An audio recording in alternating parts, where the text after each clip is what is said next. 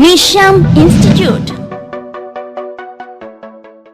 Hi friends, welcome to Shyam institute daily current affairs. Friends, మనకి Shyam institute అందిస్తున్నటువంటి daily current అఫైర్స్లో మనకు weekly రౌండప్లో భాగంగా ఈ వీక్లీలో వచ్చినటువంటి అంటే లాస్ట్ వీక్లో వచ్చినటువంటి అక్టోబర్ 11 to 17, 2021 సంబంధించినటువంటి వారంలో వచ్చినటువంటి ఈ కరెంట్ అఫైర్స్ పైన అందులో సమాచారాన్ని తీసుకొని మల్టిపుల్ చాయిస్ క్వశ్చన్స్ అంటే ఎంసీక్యూ రూపంలో ఇచ్చి దానికి ఆన్సర్స్ని ఎక్స్ప్లెయిన్ చేసుకునే ప్రయత్నం చేస్తున్నాం. మరి ఈ సంబంధించిన వీక్లో అక్టోబర్ 11 to 17, 2021 నాటి కరెంట్ అఫైర్స్ వీక్లీ రౌండప్లో మల్టిపుల్ చాయిస్ క్వశ్చన్స్ అండ్ ఆన్సర్స్ని ఎక్స్ప్లెయిన్ చేస్తాం. ఇందులో మొదటి ప్రశ్న, exercise Milan 2022 will be conducted by. Milan విన్యాసాలు 2022ను ఎక్కడ నిర్వహిస్తారు లేదా ఏ దేశం నిర్వహిస్తుంది అనేది క్వశ్చన్. మరి ఎక్కడ నిర్వహించనున్నారు అంటే ఇక్కడ ఆప్షన్స్ వచ్చేసి Australia, Malaysia, India and Japan. మరి ఇక రైట్ ఆన్సర్ ఏంటంటే ఈ మిలాన్ విన్యాసాలు. మిలాన్ విన్యాసాలు అనేది ఇవి ఒక నావికా విన్యాసాలు. ఏమండి? నావికా విన్యాసాలు. ఈ నావికా విన్యాసాలని ప్రతి 2 సంవత్సరాలకు ఒకసారి నిర్వహిస్తారు. ఎవరు నిర్వహిస్తారంటే ఇది బహుళ దేశాలు పాల్గొనే అనేక దేశాలు పాల్గొనే ఒక నావికా విన్యాసాలు కాబట్టి ఇది మనకి నిర్వహించే దేశం ఏదంటే ప్రతి 2 సంవత్సరాలకు ఒకసారి నిర్వహిస్తుంది మన భారత నావికాదళం. మన భారతదేశం నిర్వహించడం జరుగుతుంది కాబట్టి మిలాన్ విన్యాసాలు అనేది నావికా విన్యాసాలు ప్రతి 2 సంవత్సరాలకు ఒకసారి జరుగుతాయి. ఈసారి మన భారతదేశం మళ్ళీ నిర్వహించబోతుంది. ఇది ఒక బహుళ దేశాలు పాల్గొన్న అనేక దేశాలు పాల్గొంటున్నటువంటి నావికా విన్యాసాలే మిలాన్ విన్యాసాలు. ఆ పాయింట్ చూసుకుంటూ మరి ప్రస్తుతం మన భారత ప్రధాన నావికాధికారిగా పనిచేస్తున్న వారే ఎవరండి? అడ్మిరల్ కరంబీర్ సింగ్. అడ్మిరల్ కరంబీర్ సింగ్ అనేవారు ప్రస్తుతం భారత నావికా దళాధిపతిగా పనిచేస్తున్నారండి. ఇక నెక్స్ట్ అండి మనకి ఆస్ట్రేలియా.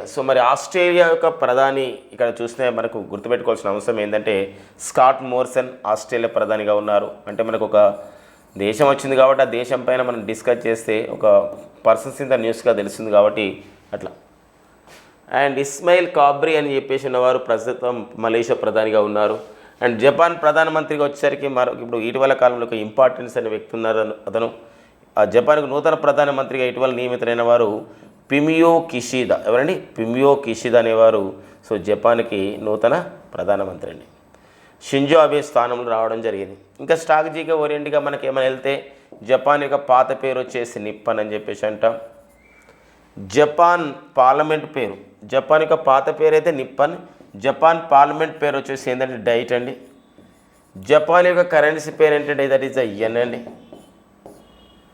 జపాన్ కరెన్సీ పేరు యెన్. అట్లా పాయింట్స్ కూడా చూసుకోవాల్సిన అవసరం ఉంటుందండి. ఓకేనా?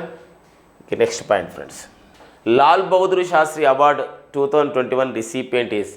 లాల్ బహదూర్ శాస్త్రి అవార్డు 2021 గ్రహీత ఎవరు?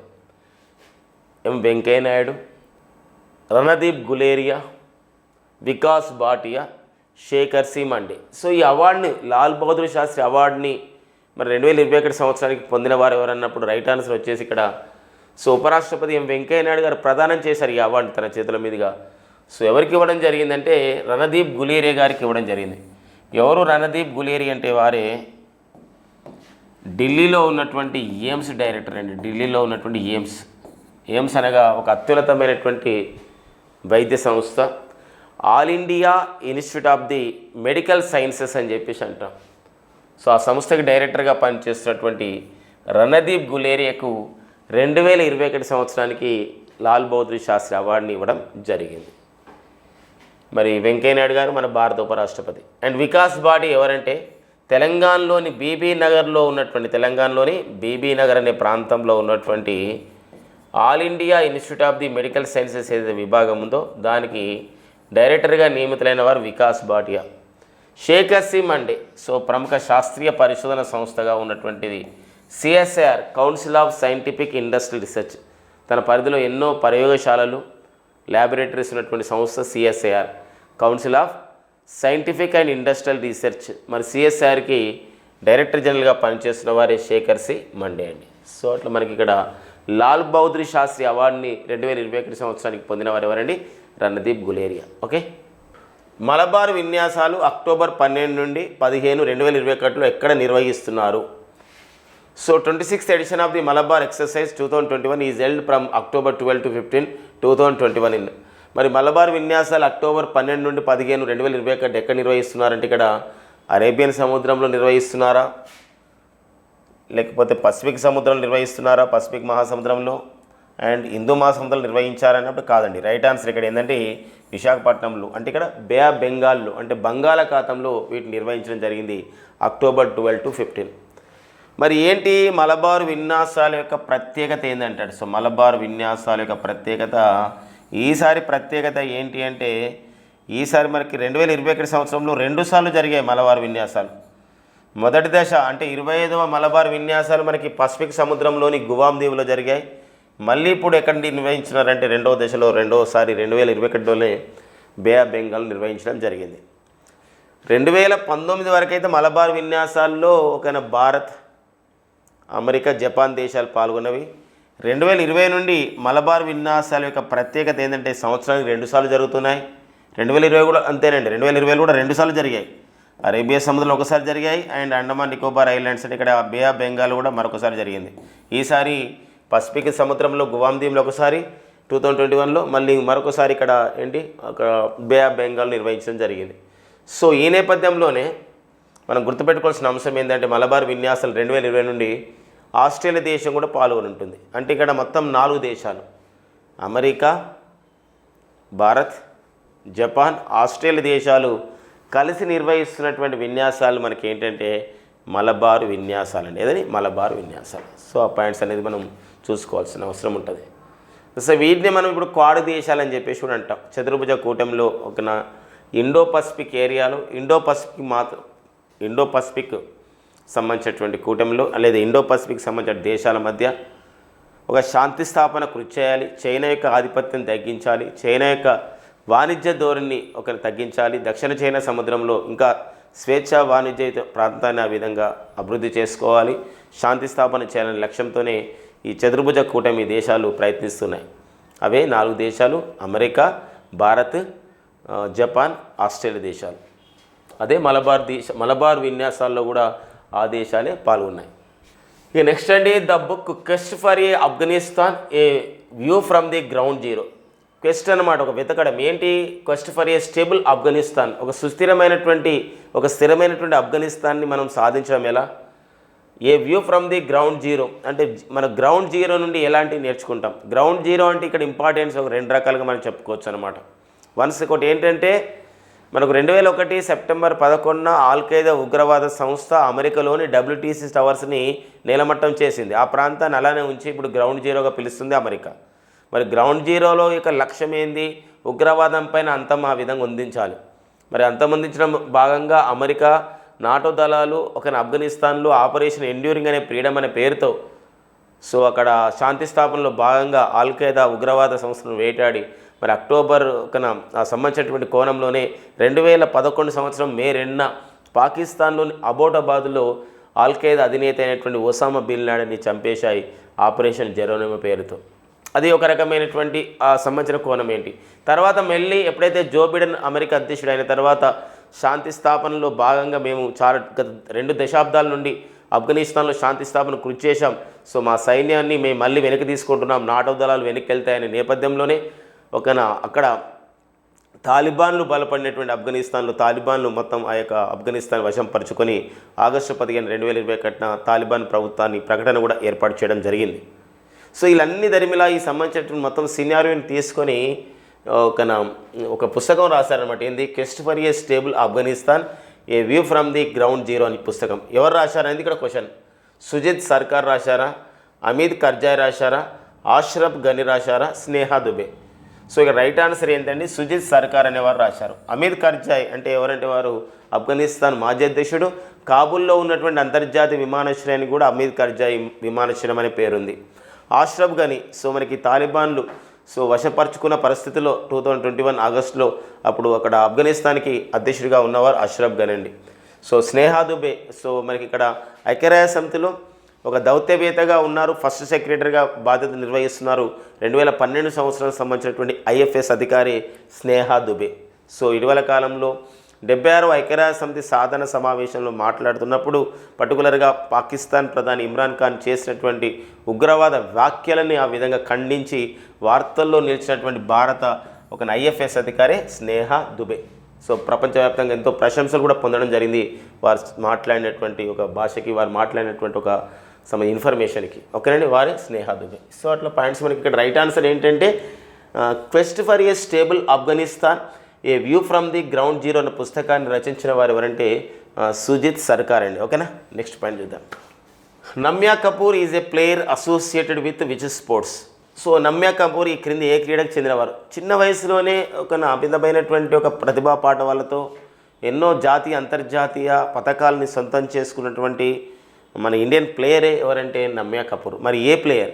బ్యాడ్మింటన్ ప్లేయరా, చెస్ ప్లేయరా, టేబుల్ టెన్నిస్ ప్లేయరా, షూటింగ్ ప్లేయర్ అంటే ద రైట్ ఆన్సర్ ఏం తెలుసా అండి? Shooting player. సో ఇట్లా మనకి అడుగుతున్న సందర్భం ఉంటుంది. క్రీడలు, క్రీడాకారులు, క్రీడా పదాలు, క్రీడా కప్పులు పైన మనకు ఎగ్జామ్లో ఆడడానికి ఉంటుంది కాబట్టి ఆ నేపథ్యంలోనే ఈ సమాచారం అనేది మరి వెరీ ఇంపార్టెంట్ అండి. నమ్యా కపూర్ ఏ క్రీడకు చెందినవారంటే షూటింగ్ క్రీడకు చెందినవారు. Aryabhatta award for 2021 received by. 2021 సంవత్సరానికి ఆర్యభట్ట అవార్డుని పొందిన వారు ఎవరు? Doctor Shekhar C Mande, doctor G Satish Reddy garu, doctor K Sivan garu, doctor Balram Bhargava. So ఇక్కడ రైట్ ఆన్సర్ ఏంటంటే ఆర్యభట్ట పురస్కారాన్ని ఒక శాస్త్ర సాంకేతిక రంగంలో కృషి చేసిన వారికి భారత ప్రభుత్వం ఇస్తుంది. మరి 2021 సంవత్సరానికి ఆర్యభట్ట అవార్డుని మరి ఒక మిజైల్ రంగంలో అంటే క్షిపణి రంగంలో కృషి చేసిన వారు ఆవియోనిక్స్ అని చెప్పేసి అంటాం. అంటే ఒక యుద్ధ విమానాలు, యుద్ధ భాగాలకు సంబంధించినటువంటి ఏదైతే పరికరాల భాగాలను తయారు చేయడంలో కృషి చేసినటువంటి విభాగమే ఆవియోనిక్స్. ఒక నావిగేషన్ ఇలాంటి విభాగంలో కృషి చేస్తున్నటువంటి ప్రస్తుత DRDO chairman, defence development organisation chairman అయినటువంటి సో మరి doctor G Satish Reddy garu so 2021 సంవత్సరానికి ఆర్యభట్ట అవార్డుని పొందడం జరిగిందండి. 2021 సంవత్సరానికి ఆర్యభట్ట అవార్డు పొందిన వారు ఎవరండి? డాక్టర్ జి సతీష్ రెడ్డి గారు, DRDO chairman, defence research development organisation. So 1958లో ఏర్పాటు చేయబడ్డటువంటి సంస్థనే డిఆర్డిఓ అని చెప్పేసి అంటాం. అండ్ నెక్స్ట్ అండి మనకి డాక్టర్ మిగతా వాళ్ళని చూస్తే ఎవరు వాళ్ళకి సంబంధించిన విభాగాలు ఏందో చూద్దాం. డాక్టర్ బలరాం భార్గవ్ గారు మనకి ఐసీఎంఆర్ అనే మన భారత సంస్థ ఏదైతే ఉందో శాస్త్రీయ సంస్థ, Indian council of the medical research దానికి డైరెక్టర్ జనరల్గా పనిచేస్తున్న వారు Balram Bhargav. Doctor K Sivan. So ఎవరంటే డాక్టర్ కె శివన్ అంటే ప్రస్తుతం మనకి ISRO chairman, Indian space research organisation 1969లో ఏర్పాటు చేయబడి ఈ సంస్థకి సో చైర్మన్గా పనిచేస్తున్నారు. Doctor Shekhar C Mande. So Shekhar C Mande గారు council of the scientific and industrial research సిఎస్ఆర్కి డైరెక్టర్ జనరల్గా పనిచేస్తున్నవారు శేఖర్ సి మండే అండి. నెక్స్ట్ పాయింట్ చూద్దాం. ఇక నెక్స్ట్ అండి మనకి the new chairman of the Bharat pay is. Bharat pay అనేది ఒక ఫినాన్షియల్ టెక్నాలజీ కంపెనీ, ఒక ఆర్థికమైనటువంటి సేవలు అందిస్తున్నటువంటి ఒక సంస్థ. మరి భారత్ పేకు చైర్మన్గా ఎవరు నియమితులయ్యారన్నారు? రజనీష్ కుమార్ నియమితులయ్యారా, బిబేక్ దేబ్రాయ్ నియమితులయ్యారా, దినేష్ కుమార్ ఖరే నియమితులయ్యారా, అండ్ సందీప్ బక్షి. ఇక్కడ గమనిస్తే సందీప్ బక్షి వచ్చేసి ఐసిఐసిఐకి సిఓగా నియమితులు కావడం జరిగింది. ఐసిఐసిఐ అంటాం. ఐసిఐసిఐ అనగా industrial credit investment corporation of India అని చెప్పేసి అంటాం. దీనికి ఒక సిఓగా నియమితులైన వారు Sandeep Bakshi. Dinesh Kumar Khare state bank of ఇండియాకి ప్రస్తుత chairman Dinesh Kumar Khare. Prime minister economic adviser కమిటీకి చైర్మన్ ఎవరంటే బిబేక్ దేబ్రాయ్. ప్రధానమంత్రి ఆర్థిక సలహా మండలి చైర్మన్ ఎవరంటే Bibek Debroy. So right answer వచ్చేసి రజనీష్ కుమార్. సో రజనీష్ కుమార్ భారత్ పేకు చైర్మన్గా నియమితులు కావడం జరిగింది. సో మరో అంశం మనం గమనించాలి, రజనీష్ కుమార్ ఎస్బీఐ గతంలో చైర్మన్గా పనిచేయడం జరిగింది రజనీష్ కుమార్. సో అంతేకాకుండా రజనీష్ కుమార్ ఇటీవల కాలంలో ఆంధ్రప్రదేశ్ రాష్ట్ర ప్రభుత్వానికి ఆర్థిక సలహాదారుగా కూడా నియమితులు కావడం జరిగింది. The economic adviser of the AP government, Andhra Pradesh గవర్నమెంట్గా అతను ఒక ఆంధ్రప్రదేశ్ ప్రభుత్వానికి ఆర్థిక సలహాదారుగా కూడా నియమితులైన వారు రజనీష్ కుమార్. సో ఇక్కడ భారత్ పే కూడా చైర్మన్గా నియమితులైన వారు రజనీష్ కుమార్ అండి. Alexander Schallenberg the new chancellor of. Alexander Schallenberg అనేవారు ఈ క్రింది ఏ దేశానికి ఛాన్సలర్? అంటే కొన్ని దేశాల్లో మనకి ఛాన్సలర్ అనే పదవి ఉంటుంది. ఫర్ ఎగ్జాంపుల్ మనకు జర్మనీ దేశ ఛాన్సలర్ అంటాం ఏంజెలా మెర్కెల్. అంటే మన భారతదేశంలో ప్రధానమంత్రి హోదాతో సమానమైందన్నమాట. మన భారతదేశంలో ప్రధానమంత్రి హోదాతో సమానమైనటువంటి ఒక పోస్ట్ ఒక ఏదంటే అది ఛాన్సలర్ పదవి. మరి అలాంటి ఛాన్సలర్గా మరి అలెగ్జాండర్ స్కెలెన్బర్గ్ ఏ దేశానికి నియమితులు కావడం జరిగిందంటే ఆస్ట్రేలియా కాదండి, అండ్ అల్బేనియా కూడా కాదు, అర్మేనియా కూడా కాదు. రైట్ ఆన్సర్ వచ్చేసింది ఆస్ట్రియా. ఆస్ట్రియా దేశ నూతన ఛాన్సలర్గా నియమితులైన వారే అలెగ్జాండర్ స్కెలెన్బర్గ్. సో మరి ఆస్ట్రియా అంటున్నాం. ఆస్ట్రియా దేశ యొక్క రాజధాని వచ్చేసిందని వియన్నా. మరి IAEA international atomic energy agency యొక్క ప్రధాన కార్యాలయం కూడా ఎక్కడుందంటే ఆస్ట్రియా రాజధాని వియన్నాలో ఉంది. World first self driving train launched by, ప్రపంచంలోనే తొలి సెల్ఫ్ డ్రైవింగ్ రైలుని ఎక్కడ ప్రారంభించారు? ఆస్ట్రేలియా. అంటే ప్రారంభించారంటే ఇక్కడ సక్సెస్ఫుల్గా టెస్ట్ చేయడం జరిగింది. ఆస్ట్రేలియా, జపాన్, తైవాన్, జర్మనీ అని చెప్పేసి ఇవ్వడం జరిగింది. రైట్ ఆన్సర్ వచ్చేసి ఇక్కడ ఏంటంటే మరి రైట్ ఆన్సర్ వచ్చేసి జర్మనీ అండి. జర్మనీ దేశంలో ఈ ఆటోమేటెడ్ అండ్ సెల్ఫ్ డ్రైవింగ్ రైల్ని విజయవంతంగా పరీక్షించడం అనేది జరిగింది. గతంలో కూడా జర్మనీ వార్తల్లో ఉంది ట్రైన్ ఇలాంటి సంబంధించినటువంటి ఒక పరీక్ష విషయంలో. ప్రపంచంలోనే హైడ్రోజన్ యుత ఇంధనంతో రైలుని ప్రయోగాత్మకంగా నడిపిన దేశం కూడా జర్మనీ. ఇలాంటి బిట్స్ రావడం జరిగింది ఎగ్జామ్లో కూడా. కాబట్టి ఈ పాయింట్ మనకి ఇక్కడ ఇంపార్టెంట్. ప్రపంచంలోనే తొలి సెల్ఫ్ డ్రైవింగ్ ట్రైన్ని ఎక్కడ ప్రారంభించారని? జర్మనీలో ప్రారంభించడం జరిగింది. ఆ పాయింట్ చూసుకోండి. అండ్ తైవాన్ అంటున్నా వీడు ఈ మధ్యకాలంలో చైనా తైవాన్ మధ్య అనేటువంటి ఒక వాతావరణం అనేది ఒక సంబంధించినటువంటి ఒక సంక్షోభం అనేది అక్కడ ఉందన్నమాట. ఇక్కడ పర్టికులర్గా చూసినట్లయితే చైనా తైవాన్ మధ్య సంబంధాలు అనేది చాలా క్షీణ దశలో ఉన్న పరిస్థితి. చైనా తైవాన్ భూభాగాన్ని పూర్తిగా తీసుకోవాలనే పరిస్థితి, తైవాన్ దీన్ని వ్యతిరేకించడం, తైవాన్ యొక్క అధ్యక్షురాలు సాయి ఇంగ్వెన్ ఆ ప్రకటన కూడా చేస్తున్నారు, అట్లా వార్తల్లో ఉంది. జపాన్కి ఇటీవల కాలంలో కొత్త ప్రధాని వచ్చాడు, అతనే పిమియో కిషిదా రావడం జరిగింది. ఆస్ట్రేలియా ప్రధాని వచ్చేసి స్కాట్ మోరిసన్. ఇటీవల వార్తల్లో ఉన్న ఆకాశ ఎయిర్ దేనికి సంబంధించింది అన్నాడు. ఆకాశ air is the news related to the cement factory, green energy company, civil aviation company, A political party. ఈ ఆకాశ ఎయిర్ అనేది 2022లో ప్రారంభమయ్యే అంటే తన కార్యకలాపాలు ప్రారంభించే ఒక పౌర విమానయాన సంస్థ. అంటే దాన్ని ఏమంటారంటే ఇది ఇంగ్లీష్లో అయితే సివిల్ ఏవియేషన్ కంపెనీ. ఒక ప్రముఖ ఇన్వెస్టర్ అయినటువంటి షేర్ మార్కెట్లో ఒక దిగ్గజ వ్యక్తిగా ఉన్నటువంటి అతనే రాకేష్ జున్జున్వాలా నేతృత్వంలో 2022లో ప్రారంభం కానున్నటువంటి ఆకాశ ఎయిర్ అనే ఒక పౌర విమానయాన సంబంధించిన సంస్థకి మీరు విమానాలు నడుపుకోవచ్చు అని చెప్పేసి కేంద్ర పౌర విమానయాన శాఖ దీనికి అనుమతులు ఇవ్వడం జరిగింది. ఆకాశ ఎయిర్ కండి. మరి పౌర విమానయాన శాఖ ప్రస్తుత కేంద్ర పౌర విమానయాన శాఖ మంత్రిగా యూనియన్ సివిల్ ఏవియేషన్ మినిస్టర్గా ఉన్నవారు వారే Jyotiraditya Scindia. Which country is convened G20 extraordinary summit on Afghanistan on October 13, 2021. ఈ క్రింది ఏ దేశం G20 దేశాల ఒక అసాధారణ సమావేశం ఆఫ్ఘనిస్తాన్ పైన నిర్వహించింది? అంటే ఆఫ్ఘనిస్తాన్ పైన G20 దేశాల అసాధారణ సమావేశం. ఆఫ్ఘనిస్తాన్లో శాంతి స్థాపన ఎలా చేయాలి, ఆఫ్ఘనిస్తాన్లో అభివృద్ధి ఏంటి, ఆఫ్ఘనిస్తాన్లో మానవత్వం పైన పరిస్థితి ఏంటి, అక్కడ ఎందుకు టెర్రరిజం ఉన్న పరిస్థితి ఏంటి, ఆఫ్ఘనిస్తాన్లో తాలిబాన్ ప్రభుత్వం చేసిన విషయం ఏంటి, మానవ హక్కులను కాపాడుకోవడం లేదా ఉన్న మరి తాలిబాన్కి ప్రభుత్వానికి ఉన్న చర్చలు ఎలా జరపాలి, ఇలాంటి అన్ని విషయాలపైన ఒక అసాధారణ సమావేశం ఏ దేశం నిర్వహించిందంటే ఇటలీ దేశం నిర్వహించిందండి. ఇటలీ దేశం ఎందుకని నిర్వహించడం జరిగింది అంటే బికాజ్ ఆఫ్ ది 2021 సంవత్సరానికి G20 సమావేశానికి ఆతిథ్యం ఇస్తున్నటువంటి దేశం ఇటలీ కాబట్టి ఈ అసాధారణ సమావేశం ఇటలీలో నిర్వహించారు. ఈ వర్చువల్ ద్వారా మన భారత ప్రధాని నరేంద్ర మోడీ కూడా ఇందులో పాల్గొనడం జరిగిందండి. ఆ పాయింట్స్ కూడా చూసుకోవాల్సిన అవసరం ఉంటుంది. మరి ఇటలీ ప్రధాని వచ్చేసి మరియో డ్రాగి, ఇరాన్ ప్రధాని వచ్చేసి Ebrahim Raisi, Pakistan Imran Khan and Germany prime minister వచ్చేసి ఎవరండి అంటే అక్కడ ఛాన్సలర్ అంటాం Angela Merkel. Which country conducted వెల్యట్ అనే ఎయిర్ డిఫెన్స్ డీల్? ఈ క్రింది ఏ దేశం వెల్యట్ అనే పేరుతో వైమానిక దళ దినోత్సవాన్ని అంటే అది ఒక సంబంధించినటువంటి వైమానిక దళ సంబంధించిన ఒక ఏంటంటే ఇక్కడ విన్యాసాలు కూడా అనొచ్చండి, విన్యాసాలని నిర్వహించడం జరిగిందని చెప్పేసి అన్నప్పుడు రైట్ ఆన్సర్ ఏంటి తెలుసా అండి? ఒక రైట్ ఆన్సర్ ఇక్కడ ఇరాన్ అండి. ఇరాన్ దేశం నిర్వహించింది. అంటే వెల్యట్ అనే పేరుతో ఒక వైమానిక దళ ఒక సంబంధించినటువంటి ఒక విన్యాసాలు నిర్వహించినటువంటి దేశం ఏంటంటే ఇక్కడ ఇరాన్ దేశం అండి. ఇరాన్ దేశం ఇది ఒక సంబంధించిన విన్యాసాలను నిర్వహించడం జరిగింది. ఓకే, నెక్స్ట్ పాయింట్ చూద్దాం. Which of the following former IAS officer became the adviser to the prime minister Narendra Modi? ప్రధానమంత్రి నరేంద్ర మోడీకి సలహాదారుడిగా నియమితులైన మాజీ IAS అధికారి ఎవరు? అమిత్ ఖరే, బిబేక్ దేబ్రాయ్, కృష్ణస్వామి సుబ్రహ్మణ్యం, రామానుజన్. రైట్ ఆన్సర్ వచ్చేసి ఇక్కడ ఏంటంటే బిబేక్ దేబ్రా అయితే ఒక పిఎంఈఏసీకి చైర్మన్గా ఉన్నారు, ప్రైమ్ మినిస్టర్ ఎకనామిక్ అడ్వైజర్ కమిటీకి చైర్మన్గా ఉన్నారు. సో కృష్ణస్వామి ఒక వీరు సుబ్రహ్మణ్యం అంటే జర్నలిస్ట్ వారు, రామానుజన్ అంటే వీరు గతంలో దేశంలో కొన్ని అనవసరమైన చట్టాలపైన అంటే కొన్ని చట్టాలను ఎలా తొలగించాలన్న అంశంపైన అధ్యయనం చేసిన కమిటీకి వారు చైర్మన్.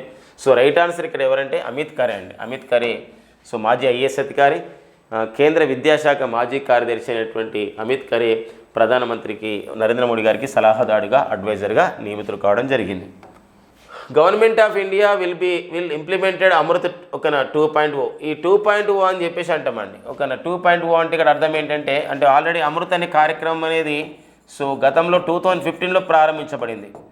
మళ్ళీ ఇప్పుడు 2021-22 ఒక ఆర్థిక సంవత్సరం నుండి అండ్ మరికొన్ని సంవత్సరాల వరకు మరో 5 సంవత్సరాల వరకు దీన్ని అమృత 2.0తో మరిన్ని ఒక మౌలిక సదుపాయాల కల్పన చేయబోతున్నారు అనమాట. Atal mission for the regeneration of the urban transformation అని చెప్పేసి అంటాం. అమృత్ అంటే ఏంటంటే Atal mission for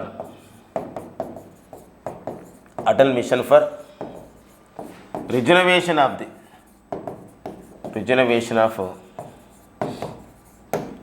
urban transformation అంటామంట. అర్బన్ ట్రాన్స్ఫర్మేషన్ అని చెప్పేసి అంటాం.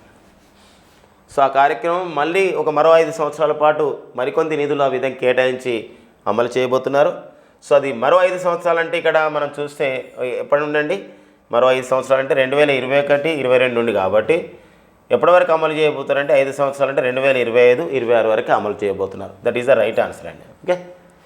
Which organisation set up advisory group for the origins of the novel pathogens అంటే వ్యాధికారకమైనటువంటి సూక్ష్మజీవులపైన అధ్యయనం చేయడానికి, పర్టికులర్గా కోవిడ్తో సహా వివిధ వ్యాధికారక సూక్ష్మజీవులపై అధ్యయనం చేయడానికి ప్రపంచ ఆరోగ్య సంస్థ ఏం చేసిందంటే ఒక ప్యాథోజన్స్ గ్రూప్ని అంటే అడ్వైజరీ ఒక group for the so origins అని చెప్పేసి ఒక నావెల్ ప్యాథోజన్స్ని ఏర్పాటు చేయడం జరిగింది. అంటే ఈ యొక్క అంటే కోవిడ్-19 అనేది పేజ్ చేయడం జరుగుతుంది మనం.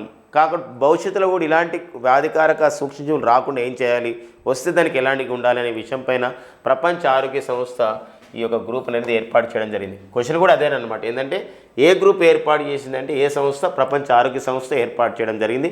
ఇందులో మన భారతదేశానికి చెందినటువంటి అంటువ్యాధులపైన అధ్యయనం చేసిన ఒక నిపుణుడైనటువంటి రామన్ గంగా కేద్కర్ని కూడా ఇందులో సభ్యుడిగా నియమించడం జరిగిందండి. ఇందులో మన సభ్యుడు ఎవరండి?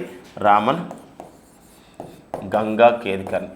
ఇందులో ఈ అంటువ్యాధుల సంబంధించినటువంటి అధ్యయనం పైన WHO నియమించినటువంటి కమిటీకి లో సభ్యుడు ఎవరంటే వన్ ఆఫ్ ద మెంబర్స్ ఎవరంటే మన ఇండియన్ అంటువ్యాధుల నిపుణుడైనటువంటి ఎవరంటే వారే రామన్ గంగా కేద్కర్. WHO ఈ కమిటీని నియమించింది. ఓకేనా. ఇక నెక్స్ట్ అండి మనకి which of the following countries faced the great resignation crisis. ఈ క్రింది ఏ దేశాలు గ్రేట్ రిజిగ్నేషన్ సంక్షోభాన్ని ఎదుర్కొంటున్నాయి అంటే పర్టికులర్గా చూసినట్టయితే కొన్ని విభాగాల్లో పనిచేస్తున్నటువంటి హెల్త్ కేర్ విభాగం కానివ్వండి, తర్వాత ఇంకా చూసినట్టయితే రెస్టారెంట్ విభాగంలో కానివ్వండి, గోదాములు కానివ్వండి, ఇలాంటి దగ్గర పనిచేసే చోటు ఏంటంటే తక్కువ సాలరీస్ ఉన్నాయి. కోవిడ్-19 లాంటి మహమ్మారి మళ్ళీ వస్తే లాక్డౌన్ వస్తుంది కాబట్టి డబ్బులు ఏదైతే బాగా వస్తున్నాయో, ఎక్కడైతే శాలరీస్ బాగుంటాయో అలాంటి శాలరీస్ చేరాలంటే ఉన్న తక్కువ జీతం వచ్చే సంబంధించిన వేతనాలు వచ్చినటువంటి ఆ ఉద్యోగాలు రాజీనామా చేస్తున్నారు కొన్ని దేశాల్లో. దాన్ని మనం కూడా ఏమంటున్నామంటే గ్రేట్ రిజిగ్నేషన్ అని చెప్పేసి అంటున్నాం. మరి ఇది ఎక్కడెక్కడ ఉందంటే అమెరికాలో ఉంది, జర్మనీలో కూడా ఉందండి, బ్రిటన్లో, నెదర్లాండ్స్లో ఉంది, ఫ్రాన్స్ అండ్ బెల్జియంలో కూడా ఉంది. సో కాబట్టి మనకు రైట్ ఆన్సర్ ఏమైందంటే 4th ఆప్షన్. ఇలా అన్ని దేశాల్లో ఉంది. థర్డ్ ఇంపార్టెంట్ అండి ద గ్రేట్ రిజిగ్నేషన్ అని చెప్పేసి అంటాం. కోవిడ్-19 కారణంగా తక్కువ వేతనాలు ఉన్నటువంటి ఉద్యోగులు ఏం చేస్తున్నారు, తమ ఉద్యోగాలకు రాజీనామా చేసి ఎక్కువ వేతనాలు ఉన్నటువంటి ఉద్యోగాలు చేయడానికి వెళ్తున్నారు. అదే మనకు గ్రేట్ రిజిగ్నేషన్ అని పిలుస్తున్నాం. ఇక నెక్స్ట్ అండి మనకి ఒక Kalam centre for science and టెక్నాలజీని ఎక్కడ ఏర్పాటు చేస్తారు? Kalam centre for the science and technology set up in which of the ఒక ప్లేస్? శ్రీనగర్, పుల్వామా, జమ్మూ, హైదరాబాద్. సో హైదరాబాద్లో కాదండి, పుల్వామాలో కూడా కాదు, శ్రీనగర్ కాదు. రైట్ ఆన్సర్ వచ్చేసి జమ్మూ కాశ్మీర్లోని జమ్మూలో దీన్ని శంకుస్థాపన అనేది చేయడం జరిగింది. DRDO ప్రస్తుత చైర్మన్ అయినటువంటి డాక్టర్ J. సతీష్ రెడ్డి గారి ఒక చేతుల మీదకి ఇక్కడ శంకుస్థాపన జరిగింది. Kalam centre for science and technology. So doctor APJ Abdul Kalam జ్ఞాపకార్థం. ది ఇండియన్ బ్యాంక్ అసోసియేషన్కి నూతన చైర్మన్ ఎవరు? ఇది అపాయింట్మెంట్స్లో వస్తుంది. The new chairman of the Indian bank association AK Goyal, Rakesh Sharma, LV Prabhakar, Raj Kiran Rai. Right answer వచ్చేసి ఇక్కడ చూసినట్లయితే సో ఏకే గోయల్ అనేవారు రైట్ ఆన్సర్ అండి. ఏకే గోయల్ సో ప్రజెంట్ అయితే ది ఇండియన్ బ్యాంక్ అసోసియేషన్కి నూతన చైర్మన్గా ఉన్నారు. రాకేష్ శర్మ వచ్చేసి అయితే వీరైతే ఒక IDBI industrial development bank of ఇండియాకి చైర్మన్గా పనిచేస్తున్నారు. ఎల్వి ప్రభాకర్ అయితే కెనరా బ్యాంక్కి సీఎండీగా పనిచేస్తున్నారు. Which international organisation released global financial stability report 2021? ఈ క్రింది ఏ అంతర్జాతీయ సంస్థ గ్లోబల్ ఫైనాన్షియల్ స్టెబిలిటీ రిపోర్ట్ 2021 విడుదల చేయడం జరిగింది? IMF, OECD, UNDP, world bank. So right answer వచ్చేసి ఇక్కడ ఏంటంటే ఐఎంఎఫ్ ఇంటర్నేషనల్ మానిటరీ ఫండ్ సంస్థ ఈ యొక్క నివేదికను విడుదల చేయడం అనేది జరిగిందండి. ఇంటర్నేషనల్ మానిటరీ ఫండ్ సంస్థ గ్లోబల్ ఫైనాన్షియల్ సో ఇక్కడ స్టెబిలిటీ రిపోర్ట్ 2021ని విడుదల చేయడం జరిగింది. సో అంటే ప్రపంచవ్యాప్తంగా ఈ యొక్క ఆర్థిక విషయాల్లో మరి ఎలాంటి ఒక సంబంధించినటువంటి అభివృద్ధి పురోగతి కానివ్వండి, అన్ని దేశాలకు అభివృద్ధి ఉండాలి కాబట్టి ఆ విషయంపైన ఇది అధ్యయనం చేస్తుంది అనమాట. So OECD organisation for the economic cooperation development ఇది ప్యారిస్ కేంద్రంగా పనిచేస్తున్న సంస్థ. యునైటెడ్ నేషన్స్ డెవలప్మెంట్ ప్రోగ్రామ్ ఇది న్యూయార్క్ కేంద్రంగా పనిచేస్తున్న సంస్థ. వరల్డ్ బ్యాంక్, ప్రపంచ బ్యాంక్ మరియు ఐఎంఎఫ్ ఈ రెండు సంస్థలు కూడా వాషింగ్టన్ కేంద్రంగా పనిచేస్తున్నాయి. వరల్డ్ బ్యాంక్ అయితే ప్రస్తుతం అధ్యక్షుడు వచ్చేసి ఎవరండి? డేవిడ్ మల్పాస్ అనేవారు ప్రజెంట్ వరల్డ్ బ్యాంక్కి అధ్యక్షుడిగా పనిచేస్తున్నాడు. అండ్ ఐఎంఎఫ్ ఇంటర్నేషనల్ మానిటరీ ఫండ్కి సో ప్రజెంట్ డైరెక్టర్ జనరల్గా పనిచేస్తున్నట్టు ఇక్కడ మేనేజింగ్ డైరెక్టర్ అంటారు. ఐఎంఎఫ్కి మేనేజింగ్ డైరెక్టర్గా పనిచేసినటువంటి మహిళనే ఆమె ఈ పదవిని చేపట్టిన రెండవ మహిళ క్రిస్టలీనా జార్జివా. సో ఐఎంఎఫ్కి ఎండీగా మేనేజింగ్ డైరెక్టర్గా పనిచేసిన తొలి మహిళ అంటే క్రిస్టినా లగాడే. ప్రస్తుతం చేస్తున్న మహిళ క్రిస్టలీనా జార్జివా. ఓకేనా, బల్గేరియా దేశానికి చెందినవారు. UNHRC united nations human rights council యొక్క ప్రధాన కార్యాలయం ఎక్కడ కలదన్నాడు? The headquarters of the UNHRC యొక్క హెడ్ క్వార్టర్ ఎక్కడుంది అంటున్నాడు. సో న్యూయార్క్లో ఉందా, జెనీవాలో ఉందా, ప్యారిస్లో ఉందా, నైరోబిలో ఉందా? సో రైట్ ఆన్సర్ వచ్చేసి 2006 సంవత్సరంలో ఏర్పాటు చేయబడ్డ United nations human rights council యొక్క ప్రధాన కార్యాలయం అనేది ఇక్కడ జెనీవాలో ఉంది. ఇందులో 47 దేశాలు ఉంటాయి. మరొక విషయం ఏంటంటే 2022-24 సంవత్సరాలకు మరో 3 సంవత్సరాల కాలానికి 2022 కౌంట్ చేయాలి. 2022, 23, 24 ఈ 3 సంవత్సరాల కాలానికి భారత్ మరో పర్యాయము అంటే 4వసారి ఐక్యరాజ్యసమితి మానవ హక్కుల మండలిలో సభ్య దేశంగా ఎంపిక కావడం జరిగింది. కాబట్టి రైట్ ఆన్సర్ వచ్చేసిందండి Geneva. Exercise Yudh Abhyas 2021 conducted in. Yudh Abhyas 2021 అనే విన్యాసాలు ఎక్కడ నిర్వహించారు? Pithor Nagar, Baikonur, Jaisalmer, Alaska. Right answer వచ్చేసిందంటే అమెరికాలోని అలస్కాలో నిర్వహించారు. ఏ దేశాలు పాల్గొంటున్నాయి ఇందులో అంటే అమెరికా మరియు భారతదేశాలు పాల్గొనే ఒక సైనిక విన్యాసాలే ఏదండి ఎక్సర్సైజ్ యుద్ధాభ్యాస్. ఇక నెక్స్ట్ అండి మనకి చివరి question. The rank of the India at global hunger index 2021. మరి గ్లోబల్ హంగర్ ఇండెక్స్ 2021లో మనకి ప్రపంచ ఆకలి సూచికలో భారతదేశం యొక్క స్థానం ఎంత అన్నాడు? మొత్తం 116 దేశాలకు కానీ ర్యాంకు తీయడం జరిగింది. సో మన భారతదేశం యొక్క స్థానం వచ్చేసి ఎందుకంటే 101వ స్థానంలో నిలవడం జరిగింది. So second option is the right option అనమాట. సో ఇది చాలా అంటే మన యొక్క ర్యాంక్ అనేది కొంచెం తగ్గిపోవడం జరిగింది ప్రపంచ ఆకలి సూచికలు. ఎందుకోసం అంటే మన పొరుగు దేశాల కన్నా తక్కువ ఉందని చెప్పేసి కూడా నివేదిక చెప్పింది. అయితే ఇంకా మరి ప్రపంచంలో అంటే ఈ యొక్క ఆకలి సూచనలు మనం చూసినట్లయితే మరి ఏ దేశాలు ముందంజలో ఉన్నాయన్నప్పుడు చైనా, కువైట్, బ్రెజిల్ దేశాలు ఈ యొక్క ప్రపంచ ఆకలి సూచీలో 2021లో ముందంజలో ఉన్నాయి. భారత్ అయితే 101 స్థానంతో ఉంది గ్లోబల్ హంగర్ ఇండెక్స్ ప్రపంచ ఆకలి సూచిక 2021లో. ఓకేనా, ఇవ్వండి మనకి అక్టోబర్ 11 to 17, 2021 ఉన్నటువంటి వీక్లీ కరెంట్ అఫైర్స్ రౌండప్ పైన ఉన్న multiple choice questions and answers అండి. Thank you friends and all the best.